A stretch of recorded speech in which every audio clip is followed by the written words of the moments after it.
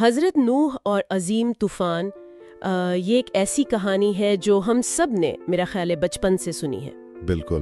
ایک نبی، ایک بہت بڑی کشتی، ہر جانور کا ایک جوڑا اور ایک ایسا سیلاب جس نے پوری دنیا کو ڈبو دیا۔ جی۔ لیکن کیا یہ کہانی صرف اتنی ہی ہے؟ آج ہم ایک طرح سے جاسوس بننے والے ہیں۔ ہمارا کیس ہے عظیم طوفان کا معمہ۔ صحیح۔ ہم اس کے پیچھے کی وجہ جانیں گے کہ یہ کہانی سنائی کیوں گئی، پھر ہم دنیا بھر سے دوسرے گواہوں کو دیکھیں گے اور آخر میں ہم ٹھوس شواہد کا جائزہ لیں گے کہ سائنس اور آثار قدیمہ اس بارے میں کیا کہتی ہیں۔ بالکل۔ اور اس کھوج کا مقصد کسی ایک نتیجے پر پہنچنا نہیں ہے، بلکہ اس داستان کی جو مختلف تہیں ہیں ان کو سمجھنا ہے۔ صحیح۔ یہ کہانی آج بھی اتنی طاقتور کیوں ہے؟ اس کا جواب عقیدے، تاریخ اور انسانی نفسیات تینوں میں چھپا ہے۔ تو آئیے اس معمے کی پہلی کڑی کو جوڑتے ہیں۔ ٹھیک ہے، تو آئیے اس بات کو کھولتے ہیں۔ قرآن میں یہ کہانی اتنی تفصیل سے کیوں بیان کی گئی، خاص طور پر سورہ ہود میں؟ یہ صرف ایک پرانی قوم کی تباہی کا قصہ تو نہیں ہو سکتا ہے نا؟ اس کے پیچھے کوئی گہرا مقصد ہوگا۔ یقیناً اس کے پیچھے بہت گہرا مقصد تھا۔ اسلامی روایات کے مطابق یہ کہانیاں تدریسی مقاصد کے لیے تھیں، یعنی ان سے کچھ سکھانا مقصود تھا۔ اچھا۔ سب سے پہلا اور شاید سب سے اہم مقصد پیغمبر اسلام صلی اللہ علیہ وسلم کو تسلی دینا تھا۔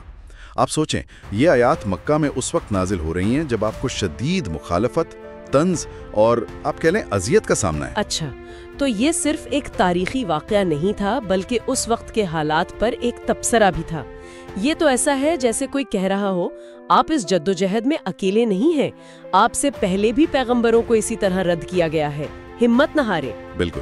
اس سے تو کہانی کو دیکھنے کا پورا زاویہ ہی بدل جاتا ہے۔ بالکل۔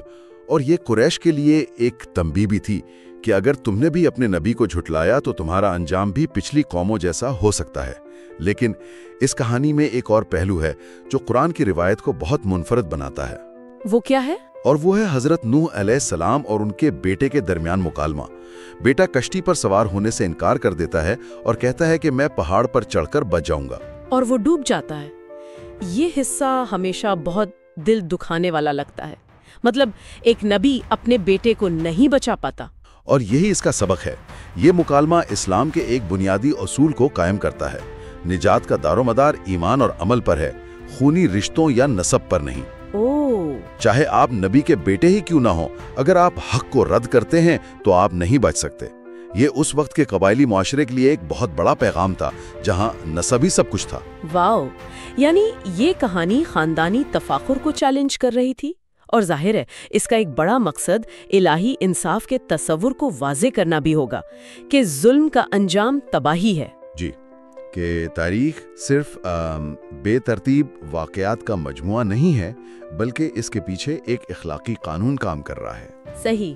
اور اس اخلاقی قانون کی بنیاد حضرت نوح علیہ السلام کا بنیادی پیغام تھا، شرک چھوڑ کر ایک خدا یعنی توحید کی طرف آ جاؤ۔ ٹھیک ہے، تو یہ تو ہو گیا اس کا آپ کہہ لیں مذہبی اور اخلاقی پہلو، لیکن یہاں سے بات بہت دلچسپ ہو جاتی ہے نا؟ جی بالکل، کیونکہ یہ کہانی صرف قرآن یا بائبل تک تو محدود نہیں ہے۔ ہمارے ذرائع بتاتے ہیں کہ طوفان کی ایسی کہانیاں میسوپوٹامیہ سے لے کر ہندو مت، یونانی داستانوں اور یہاں تک کہ مقامی امریکی قبیلوں تک دنیا کے کونے کونے میں ملتی ہیں۔ یہ کیسے ممکن ہے؟ یہ ایک بہت بڑا سوال ہے، اور اس پر ماہرین دو بڑے نظریات پیش کرتے ہیں۔ پہلا نظریہ مذہبی ہے، جسے ہم مشترکہ ماخذ کا نظریہ کہہ سکتے ہیں۔ مشترکہ ماخذ؟ جی، اسلامی نقطہ نظر سے قرآن پچھلی کتابوں سے متاثر نہیں ہوا، بلکہ ان میں موجود سچائی کی جو باقیات ہے ان کی تصدیق اور اصلاح کرتا ہے۔ چونکہ خدا نے ہر قوم کی طرف پیغام بھیجا، اس لیے یہ فطری ہے کہ ان کی کہانیوں میں مماثلت پائی جائے۔ یہ سب ایک ہی صحیح واقعے کی الگ الگ یادیں ہیں۔ تو اس نظریے کے مطابق یہ ایسا ہے جیسے ایک ہی گانا ہو جسے مختلف ثقافتوں نے اپنے اپنے انداز میں گایا ہو، لیکن اصل دھن ایک ہی ہے۔ بہت خوبصورت مثال دی آپ نے، بالکل ایسی ہی ہے۔ جبکہ دوسرا نظریہ علمی یا سیکولر ہے، جو کہتا ہے کہ یہ کہانیاں ایک دوسرے پر اثر انداز ہوئیں۔ مورخین کہتے ہیں کہ یہ کہانیاں ایک ثقافت سے دوسری ثقافت میں سفر کرتی رہیں اور وقت کے ساتھ بدلتی گئیں۔ اور ہمارے پاس اس کی کچھ ٹھوس مثالیں بھی ہیں، جیسے میسوپوٹیمیا کی مشہور گلگامش کی داستان۔ جی، اس میں اتنا پشتھم نامی ایک شخص کو دیوتا خبردار کرتے ہیں کہ ایک بڑا طوفان آنے والا ہے اور وہ ایک کشتی بنا کر اپنے خاندان اور جانوروں کو بچاتا ہے۔ یہ تو تقریباً وہی کہانی ہے جی، اور یہ کہانی بائبل کی روایت سے بھی صدیوں پرانی ہے۔ صدیوں پرانی؟ جی، اسی طرح ہندو مت میں منو کی کہانی ہے جسے ایک مچھلی طوفان سے خبردار کرتی ہے۔ یونانی داستانوں میں ڈیوکیلین ہے جو ایک صندوق میں بیٹھ کر طوفان سے بچتا ہے۔ یہ مماثلتیں اتنی زیادہ ہیں کہ انہیں نظر انداز نہیں کیا جا سکتا۔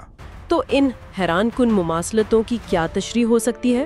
کیا واقعی ایک عالمی طوفان آیا تھا جسے پوری انسانیت نے یاد رکھا، یا اس کی کوئی اور وجہ ہے؟ یہاں پھر وہی دو راستے نکلتے ہیں۔ مذہبی تشریح یہی ہے کہ یہ ایک حقیقی تاریخی واقعہ یعنی طوفان نوح کی مشترکہ یادداشت ہے جو حضرت نوح کی اولاد کے ذریعے دنیا بھر میں پھیلی۔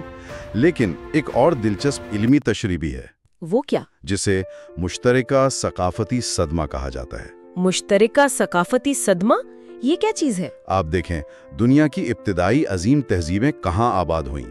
مصر میں دریائے نیل کے کنارے، میسوپوٹامیہ میں دجلہ و فرات کے بیچ، اور وادی سندھ میں دریائے سندھ کے پاس۔ یہ سب دریاؤں کے کنارے آباد تھیں۔ دریا زندگی دیتے تھے، لیکن کبھی کبھی وہ سب کچھ چھین بھی لیتے تھے۔ صحیح۔ ان تہذیبوں نے بار بار تباہ کن سیلاب دیکھے ہوں گے۔ ہو سکتا ہے کہ یہ کہانیاں ان حقیقی تباہ کن سیلابوں کی یادیں ہوں جو نسل در نسل منتقل ہوتی رہیں، اور وقت کے ساتھ ساتھ ان میں مذہبی اور اخلاقی رنگ شامل ہوتا گیا۔ اچھا، یعنی یہ الگ الگ لوگوں کی کہانیاں ہیں جنہوں نے ایک جیسا دکھ جھیلا تھا۔ جیسے دنیا کے مختلف حصوں میں موسیقاروں نے اپنی اپنی تہذیب میں محبت میں ناکامی پر اداس گیت لکھے ہوں، کیونکہ دکھ کا تجربہ عالمگیر ہے۔ بالکل۔ تو سوال یہ نہیں کہ کون سی کہانی اصل ہے، بلکہ یہ کہ یہ کہانیاں انسانی تجربے کے بارے میں کیا بتاتی ہیں۔ ان تمام کہانیوں اور نظریات نے مجھے سوچنے پر مجبور کر دیا ہے۔ آخر سچ کیا ہے؟ کیا واقعی کوئی ایسا عظیم طوفان آیا تھا؟ اس کا کوئی ٹھوس ثبوت بھی ہے؟ سائنس اور آثار قدیمہ کی دنیا میں اس کے کیا شواہد ملتے ہیں؟ اب ہم معمے کے سب سے پیچیدہ حصے کی طرف آ رہے ہیں۔ اس سوال کا جواب دینے کے لیے ہمیں دو الگ الگ نظریات کو سمجھنا ہوگا۔ ایک ہے عالمی طوفان یعنی گلوبل فلڈ کا نظریہ، اور دوسرا ہے علاقائی طوفان یعنی ریجنل فلڈ کا نظریہ۔ ٹھیک ہے، تو پہلے عالمی طوفان کی بات کرتے ہیں، یعنی ایک ایسا سیلاب جس نے ماؤنٹ ایورسٹ سمیت پوری زمین کو ڈھانپ لیا تھا۔ جو عالمی طوفان کا نظریہ ہے نا، جدید سائنس اس کی آپ کہہ لیں حمایت نہیں کرتی۔ بالکل بھی نہیں؟ جی، اور اس کی وجوہات بھی کافی ٹھوس ہیں۔ اچھا، جیسے کہ مطلب سائنسدان اتنی یقین سے یہ بات کیسے کہہ سکتے ہیں؟ پہلی وجہ عارضیات سے ہے۔ اگر پوری دنیا میں ایک ساتھ سیلاب آیا ہوتا تو ہمیں زمین کی چٹانوں میں ہر جگہ ایک ہی وقت کی ایک مخصوص مٹی کی تہ یا سیڈیمنٹ لیئر ملنی چاہیے تھی۔ یہ اس واقعے کا ایک عالمی جیولوجیکل دستخط ہوتا۔ لیکن ایسی کوئی طے نہیں ملی؟ آج تک کہیں نہیں ملی۔ اچھا، تو وہ ثبوت جو زمین پر ہونا چاہیے تھا وہ غائب ہے؟ بالکل۔ دوسری وجہ گرین لینڈ اور انٹارکٹیکا کی برف کی تہوں سے آتی ہے۔ یہ برف کی تہیں لاکھوں سال پرانی تاریخ کا ریکارڈ ہے۔ ان میں ڈوبنے یا تیرنے کا کوئی ثبوت نہیں ملتا۔ اور تیسری اور شاید سب سے دلچسپ وجہ حیاتیات سے آتی ہے۔ آپ جانوروں کی بات کر رہے ہیں؟ کشتی پر سب کو جمع کرنے والی بات؟ جی، ایک لمحے کے لیے کشتی کی لاجسٹکس کو بھول جائیں۔ فرض کریں کہ تمام جانور کشتی پر آ گئے اور بچ گئے۔ اس کے بعد کیا ہوا؟ ہاں، کینگرو اور کوالا کیسے ترکی کے کوہ ارارات سے چھلانگے لگاتے ہوئے سمندر پار کر کے صرف آسٹریلیا پہنچ گئے؟ صحیح۔ پینگوئن انٹارکٹیکا کیسے پہنچے اور لاما جنوبی امریکہ کیسے گئے؟ جدید حیاتیاتی جغرافیہ یعنی کون سی نسل کہاں پائی جاتی ہے، اس نظریے کو تقریباً ناممکن بنا دیتا ہے۔ یہ واقعی ایسے سوالات ہیں جن کے جواب دینا مشکل ہے۔ تو اگر عالمی طوفان سائنسی طور پر ممکن نہیں، تو پھر علاقائی طوفان کے نظریے کے بارے میں کیا خیال ہے؟ کیا اس کے کوئی ثبوت ہے؟ یہاں صورتحال بہت مختلف اور بہت دلچسپ ہے۔ جی ہاں، بڑے علاقائی سیلابوں کے ٹھوس شواہد موجود ہیں۔ واقعی؟ جی، 1920 کی دہائی میں ایک برطانوی ماہر آثار قدیمہ سر لیونارڈ وولی عراق کے قدیم شہر ار کی کھدائی کر رہے تھے۔ انہیں وہاں مٹی اور گارے کی 10 فٹ موٹی تہ ملی۔ 10 فٹ؟ 10 فٹ موٹی تہ، جس کے نیچے ایک پرانی تہذیب کے آثار تھے اور اوپر ایک نئی تہذیب کے۔ یہ ایک بہت بڑے تباہ کن سیلاب کا واضح ثبوت تھا جس نے اس شہر کو صفائے ہستی سے مٹا دیا تھا۔ 10 फुट मोटी मिट्टी की तय, ये तो किसी आम सैलाब का काम नहीं हो सकता। और बहिराए अस्वद यानी ब्लैक सी के बारे में भी एक नजरिया बहुत मशहूर है। जी, उसे ब्लैक सीड लूज थ्योरी कहते हैं। कुछ साइंसदानों का मानना है कि तकरीबन 7600 साल पहले बहरे अस्वद एक छोटी मीठे पानी की झील थी। फिर बर्फानी दौर के खात्मे पर समुंदर की सतह बुलंद हुई और बहिराए रूम का नमकीन पानी बास्फोरस के पास मौजूद कुदरती डैम को तोड़कर अंदर दाखिल हुआ। ओह, तो इसका क्या नतीजा निकला होगा? नतीजा एक क़यामत खेज सैलाब था। तसव्वुर करें कि नियाग्रा आबशार से 200 गुना ज्यादा ताकतवर आबशार रोजाना 150 मीटर तक उस झील को भर रहा है। 200 गुना? जी, इसने आयरलैंड के बराबर इलाका चंद महीनों में डुबो दिया। जो लोग इसके किनारों पर रहते थे, उन्होंने अपनी दुनिया को पानी में डूबते देखा होगा। ये वाकया इतना बड़ा था कि उसकी याददाश्त सदियों तक तूफान की कहानियों की शक्ल में जिंदा रह सकती है। ये मंजर तो रोंगटे खड़े कर देने वाला है। लेकिन एक और सवाल जहन में आता है, क्या उनमें से किसी भी तूफान ने, चाहे वो इलाकाई हो या आलमी, हमारी नस्ल यानी होमो सेपियंस को खत्म कर दिया था? क्या इंसानियत एक खानदान से दोबारा शुरू हुई? साइंसी नुक्ता नजर से इसका जवाब वाज़े तौर पर नहीं है। हम जैसे जदीद इंसान तकरीबन 3 लाख साल से मौजूद हैं। हमारी जेनियाती तारीख में पिछले दसियों हजार साल में ऐसा कोई पॉपुलेशन बॉटलनेक यानी जीनियाती रुकावट नजर नहीं आती जहां आबादी सिकुड़कर सिर्फ चंद अफराद तक रह गई हो। बिल्कुल, हमारा जीनियाती तनव्वु इस बात की नफी करता है। तो फिर मजहबी मतन और साइंस में मुताबिकत कैसे पैदा की जाए? यहीं पर बहुत से जदीद मुस्लिम उलमा एक मसालिहती नुक्ता नजर पेश करते हैं। उनका कहना है कि कुरान ये दावा नहीं करता कि तूफान आलमी था। अच्छा? मतन में बार बार ये कहा गया है कि हजरत नूह अलैहिस्सलाम को उनकी कौम की तरफ भेजा गया था। हो सकता है कि ये एक बहुत बड़ा इलाकाई तूफान था जिसने उस कौम और उनकी दुनिया को तबाह कर दिया, जबकि जमीन के दूसरे हिस्सों में जिंदगी चलती रही। ये नजरिया आसारे कदीमा के शवाहिद से भी मुताबिकत रखता है। ठीक है, तो हमने कहानी के मकसद को समझा, दुनिया भर में उसकी गूंज सुनी और साइंसी शवाहिद का भी जायजा लिया। लेकिन जाहिर है हर कोई इस कहानी पर यकीन नहीं रखता। जो लोग इसे महज एक कहानी ही समझते हैं, उनके एतराज़ात क्या हैं?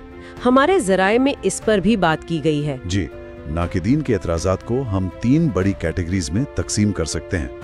पहला एतराज़ अमली यानी लॉजिस्टिक्स से मुतालिक है। अच्छा?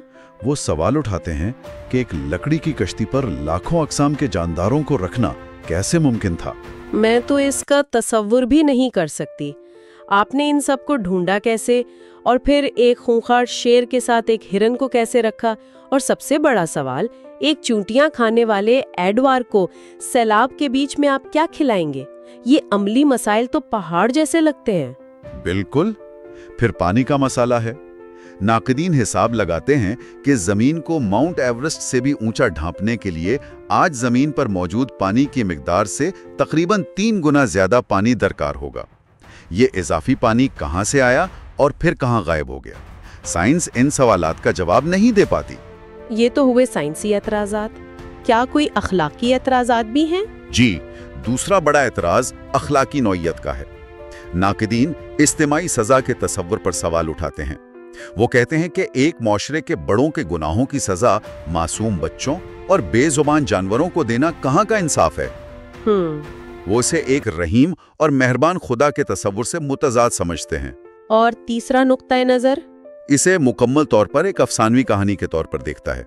जी, माहिरीन उमरानियात कहते हैं कि ऐसी कहानियां कदीम माशरों में सामाजिक कंट्रोल का एक आला थीं। ये कहानियां लोगों को बताती थीं कि अगर तुमने मजहबी रहनुमाओं की बात ना मानी तो देवता नाराज हो जाएंगे और तुम पर तबाही आएगी। इस तरह माशरे में नज़्म ज़ब्त कायम रखा जाता था। तो इस सारी गुफ्तगू के बाद अगर हमें खुलासा करना हो तो हम इस कहानी को देखने के कौन से बुनियादी तरीके अखज़ कर सकते हैं? हमारे पास क्या क्या ऑप्शंस हैं? हमारे ज़राए की बुनियाद पर हम इस मुहम्मे के 3 मुमकिन हल पेश कर सकते हैं। पहला रिवायती या लफ्जी हल है। ठीक है।